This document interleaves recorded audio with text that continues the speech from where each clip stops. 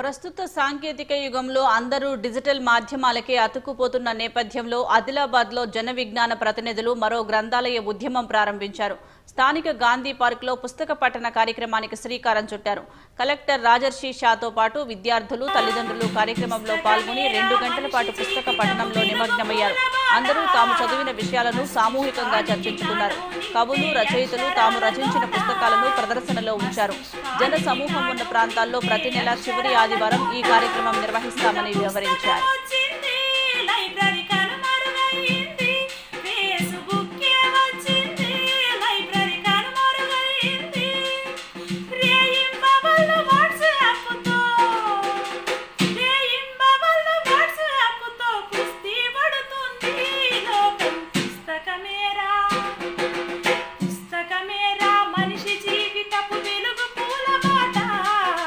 మస్తిష్కానికి